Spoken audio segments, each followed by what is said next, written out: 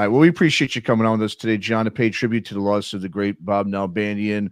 But yeah, before we do that, I definitely want to talk a little bit about the All for One 40th anniversary tour that you got coming up, starting in March. You got 10 dates, I believe, in the UK. Yeah, and up to 12, which isn't bad for the UK. Okay. I mean, back in the day, I think we did 27 once, and there's not many people doing that in the UK these days.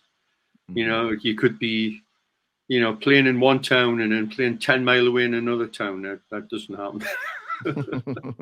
But 12 is good, and you know, very positive reaction. We're looking forward to doing the All for One album in its entirety, and that'll be a lot of fun because there's a couple of songs that were never played live.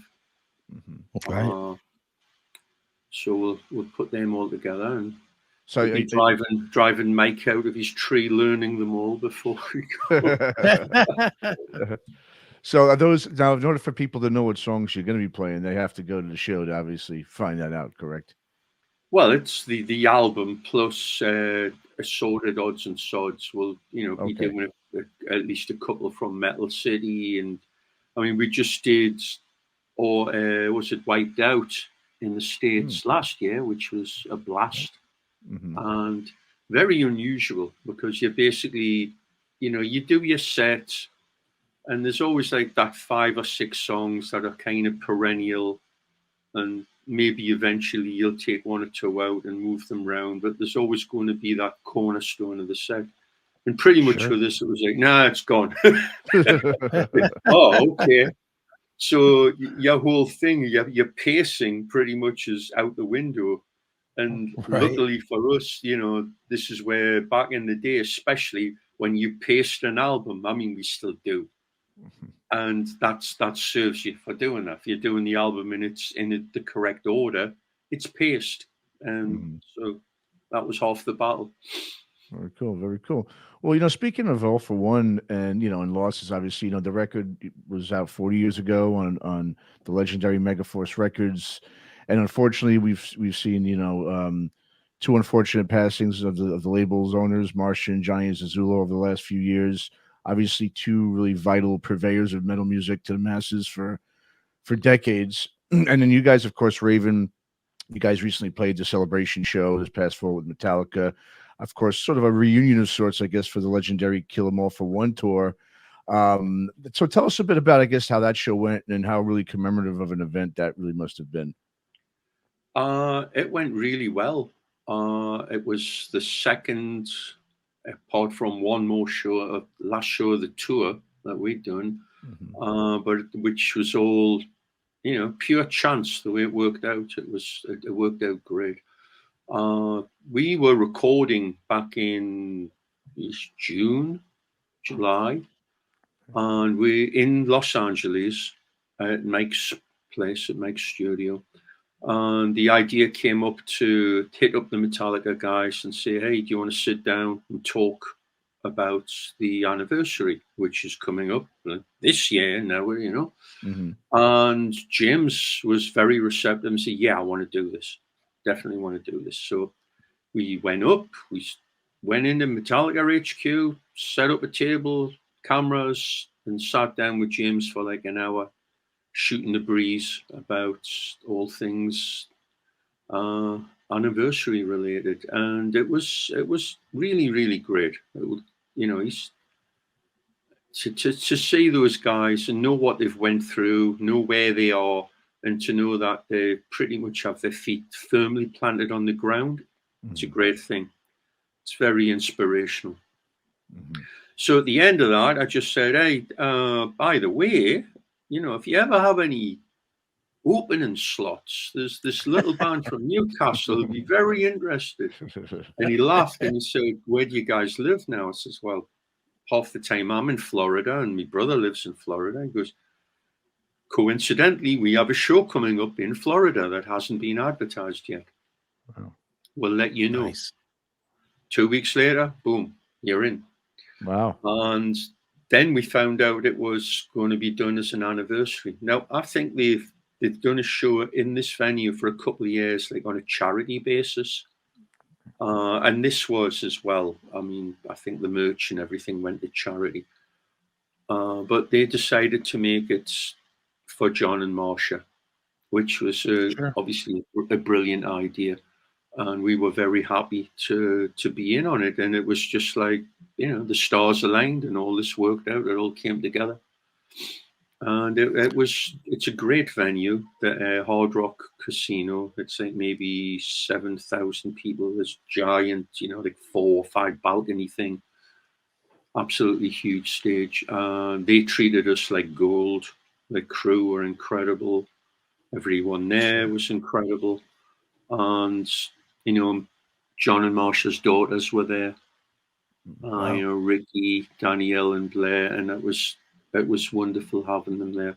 And it was just a great celebration. I mean, when John passed, that was another huge shock, because literally like a week or 2 beforehand, I'd been talking to him on the phone. He was all, you know, what you guys doing next? I love Metal City. It's the best thing you guys have ever done, blah, blah, blah, blah, blah. And I'm just really happy that it was 2019. We got to play Orlando and they came down and we had dinner. And it was really good to, you know, square the circle on that. At least we got to see them before both of them did pass. You know? Sure. But it just seems like, you know, and this will lead into Bob as well. It just seems like all of you guys that were there at the beginning, the Zazulas and you guys, and Metallica and Rob Quintana, and, you know, the whole collection of people, it was such a family that really never, despite whatever levels of fame, fortune, whatever you guys all had, y'all still stayed kind of together as a metal family, man, which is a really impressive thing all these years later. No? Oh, absolutely. You know, that there's very few, you know, like geographical places where they'll do that. San Francisco is one. All those people, you know, like you mentioned, Ron, and then Bob would be there, and there's people I knew that lived in Chicago, moved out that way, and it's a real family there. All those, the Bay Area band thing, it really is. It's a pretty special thing. But in the wider context, yes, everyone that was in at the beginning, whether it was people starting fanzines in the States, like Bob Muldowney on the East Coast, people doing fanzines and Krang and all that in the UK, Metal Mike and Andre doing the thing with Aardschok in Holland. You know, the guys doing this in Germany. I mean, forget about it. Everyone had a part to play. Everyone was, you know, the reason why this music took off and got popular, and they, you know, they shouted it from the hilltops, you know. Sure. Yeah, no doubt. So, John, I mean, you know, the last time, excuse me, that I had a pleasure really of seeing you guys live was with Bob Nalbandian here in San Francisco. It was about 3 or 4 years ago. And of course, as you know, you've been kind of echoing here, you know, Bob's been a major champion of the band, especially here on the West Coast, obviously. Even, I believe, even right before, you know, All for One came out. And I know he also continued champion you guys over the years, as I'm going to bring up something right here as evidence too, is as the, you know, one of his original Headbanger fanzines. And obviously, you guys are right down there as one of the features. So I mean, tell us about, I guess, your first time coming into contact with Bob and sort of your earliest memory of him when he was featuring, you know, Raven in the Headbanger, and when all these fanzines started to kind of, you know, come up and really help all these bands get noticed. Literally cannot remember the first time I met Bob. I don't know if we met him on Kill 'Em All, you know, at the Kill 'Em All for One tour. There's so many people we ran into, and to be honest, a lot of those people I know from meeting them later on, you know. Okay. People like, I mean, I vaguely remember, I remembered Ron Quintana because we'd met him in Belgium. He'd come over to Belgium. Okay. So Bob, I'm not sure with that, but I definitely remember Bob, like in the 2000s when we started, you know, after Mark got over his accident, we started touring again. and he'd always come up and want to do an interview and what you guys doing, and I love this and blah blah blah. He was just like I said, just full of positive energy, and always had a laugh and a smile on his face. You know, I think we've seen him when we played the DNA Lounge with Diamond Head. And I believe it was the Parkside is where you saw us. Yes, I see it. The Parkside. Yeah. Yeah, absolutely. Yeah. It's always a pleasure playing that area because, like I say, there's people I've known for 30, 40 years. It's crazy. Wow. Sure. Yeah. You know, John, one of the things that both Matt and I, we're really good friends with Bob, obviously, and we've known him for a long time, and yet every single person that we've talked to, whether it's friends of his, personal friends of his, or rock friends of his, or guys that kind of blur that line like yourself, no matter who it is, everybody has the same story. He was in it because he loved the music. He wasn't looking for anything. He wasn't looking to be famous. He didn't want his name in the credits, or he didn't want attention. That's rare. And I know you know that. I'm sure you've run into many a hanger-on in the years that you've been doing it. And then you got a guy like this that selflessly gave pretty much his whole life too. Wanted to promote the music, wanted to tell the story. And I know he did his movies, were very well received. The LA metal stuff and all that, brilliant. Yeah. It's just a horrible shock. And this sucks. This is the one part that really sucks about getting older, is that you're reminded of your own mortality, and because of that, you got to do the right thing. Whatever you're doing, max it out, make the most of it, treasure your friends and your family, and just bear that horrible crap in mind. Don't let it rule your life, as it obviously didn't rule Bob's.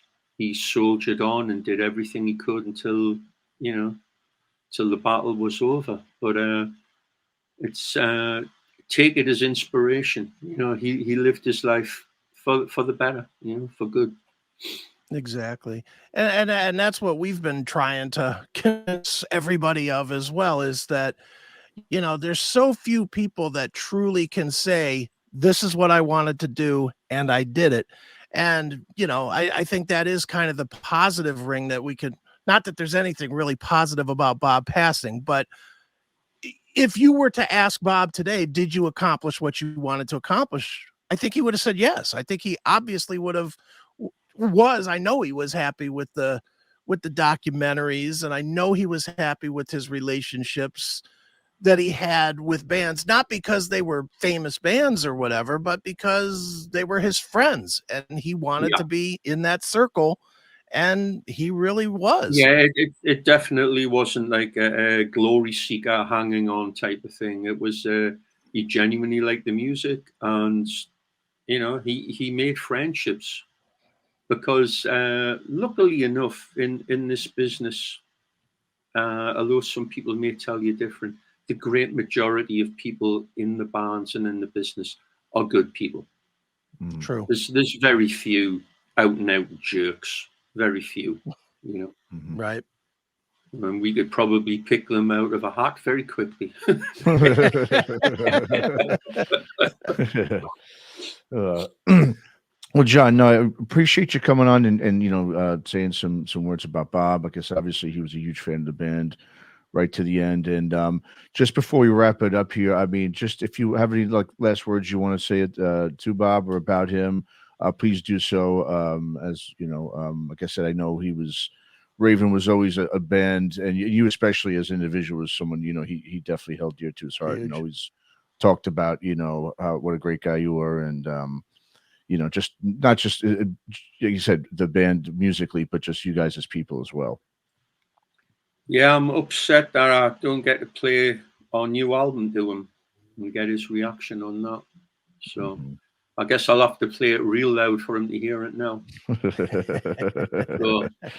Get your headphones on, Bob. It's coming. It's coming real loud. No, we Very love good. you. We miss you, man. That's a shame. It's a great shame. Yeah.